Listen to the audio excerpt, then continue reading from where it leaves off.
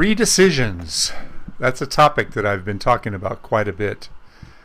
As a professional arborist, we are asked to make decisions. Sometimes it's pretty clear what we need to do. It's obvious that this limb is quite hollow. You can hear it. You can see it. There's a lot of clear-cut evidence up here. But the client doesn't realize that. They don't look up in the tree and they don't see it closely. So it's important for us to bring these things to the attention of the client.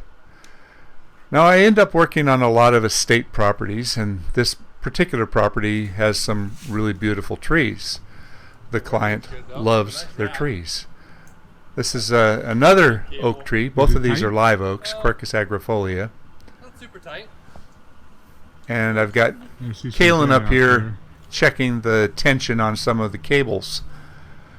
A lot of these old trees are cabled throughout, and some of them have other different forms of procedures that were done a long, long time ago, and I'll show you some of them in this video. This particular tree, unfortunately, was loaded with ants. And it was loaded with decay pockets. It'd be really easy to say, let's just get rid of this tree. This tree's going to die. It's going to go downhill. It's a hazard. It's a problem. Well, the client calls this tree the mother oak. They love this tree. It's right in the front yard. They want to do everything they can to preserve it as long as possible. They'll make a good decision when the tree shows its ugly head and turns brown, but until that happens, they want to keep it as long as possible. So our job is to help them understand why they need to take off some of these limbs. Oh, the ants, the ants, the ants. There was a couple of different types of ants in this tree. These are the red biting ants. They're fire ants. They are just absolutely miserable. And back to the decisions. We found this one large cavity that I decided to probe it to see how deep it was. So I had this stick that was about 3 feet long, and it was a lot deeper than I realized. So I went for something a little bit longer. I had Jorge bring me a rake, and clearly the rake went all the way in as well. So what does that tell me? Well, obviously this limb is very hollow and very weak, and it's riddled with ants. When I probed it, the other side became agitated with ants, and they were pouring out. Thousands and thousands of ants were falling onto the ground. Maybe hundreds of thousands of ants. They were pouring out, and they just kept coming and coming and coming. And I tell you, if I had gotten myself up into that tree in that particular part of it, I think I would have had to jump out of the tree to run for the swimming pool. The ants were coming out so bad. As it was, I mean, they were coming out the stick. They were coming on the ladder. I got bit so many times that it was absolutely miserable. Now, people often ask me, do ants hurt the tree? Well, they're not good for the tree, but they're not necessarily a bad thing either. See, they live in the decay pockets. And when you have a large infestation of ants, like we see here, it's an indicator of how much decay there is. This old tree, ancient old tree, it's got 3 of these supports here, put in a long time ago because they're completely embedded up into the trunk. But there's a lot of very, very interesting things that are going on in this old tree, including numerous cables. I think there's about 7 or 8 cables throughout the whole tree. They're kind of hard to see, but I oftentimes question not only the value of cables, but the long-term ramifications of what happens when one cable breaks or one area of the tree becomes too weak to support the next area. It's kind of hard to see this in this picture, but there's a cable. It's actually slack from here to here. There's one right behind this that goes up to this branch, and there's 2 up there that are going to 2 other areas of the tree.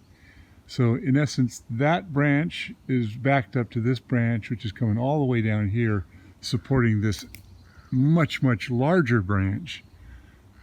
So let's say this branch over here fails back in here.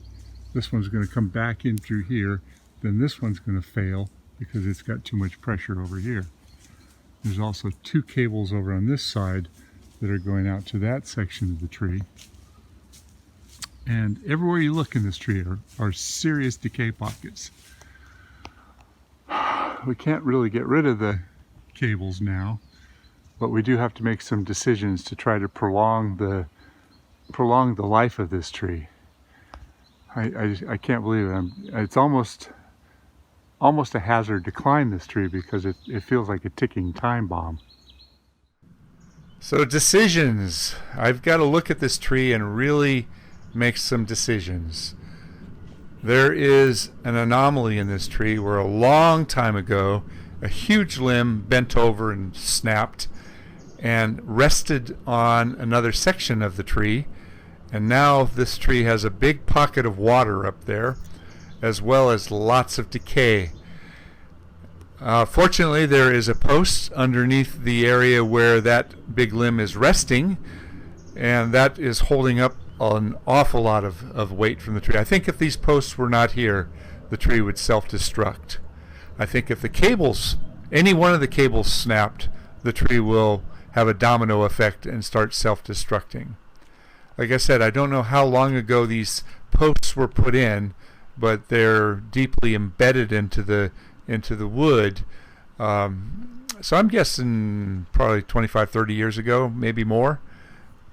It's interesting to see a tree that somebody put so much effort into preserving because they recognize it to be such an old historical tree. And the city of Saratoga actually has this tree on its historical preservation list. So this tree is given special status as a historical tree. Unfortunately, the tree's in huge trouble. It's got so many pockets of rot. It has so many weaknesses, so many anomalies, and trying to figure out the decisions is very, very hard. So look at the way this big limb is resting. It's sitting on that big crotch, but it's also resting on another limb. And I went down to the bottom of that and I moved it, and the whole limb that it's resting on moved, but also the upper portion. And you can see this lower limb also has a prop on it. I spent a lot of time just inspecting this tree and working my way around and looking at all the decay pockets and looking at all the dead wood. And some of the decisions are very straightforward. Some of them are quite easy to make. If a limb is entirely dead all the way back, you really have to take it off. But some of them are partially taken off. Now this limb is twisted. This is kind of interesting. You have to look at it. So at one point in time it rotated, and they ended up putting a post under this one as well. Now getting back to the large limb that ripped open, I have no idea how long ago that happened, but it's ancient. And I'm afraid that at some point in time it is going to break. It's going to give way. This limb up here is also very, very weak, but it has a few cables on it. So the cables are supporting it, but at some point it's going to give way. And the limb below it, which is directly associated with that post, is really in bad shape. This is the limb that I showed you at the very beginning of this entire video. It's riddled with fungus. It has lots of mycelium growth inside the wood, as well as the mushroom fruiting bodies on the outside. It has weaknesses. You could hear how hollow it was when I tapped on it. But it's at a point in the tree where it's really critical. So I don't think I want to take it all the way off. I think I'm going to take it to back about here. There's a couple of live suckers there. And I believe it would be smarter to do about a 16-inch diameter cut than a 26 or 28-inch diameter cut at the base. And also, if I cut it all the way back to where the post is, then the decay will start setting in sooner, which would lead into an area that's supporting so much of the tree. So here you go. I'm thumping it again. You can hear how hollow this is. This has got to go, absolutely. But I'm not going to take this big limb off without talking to the client. So I made sure that I went and pointed out all of this so they can understand it. Because if you come in after the fact and you make a big cut like that, then a lot of people are upset first, and that's all they remember is that they're upset. You have to share the decision making. Well, thanks for taking this little tour with me on tree decisions, and I hope you subscribe to my channel, and please like the videos. Thanks.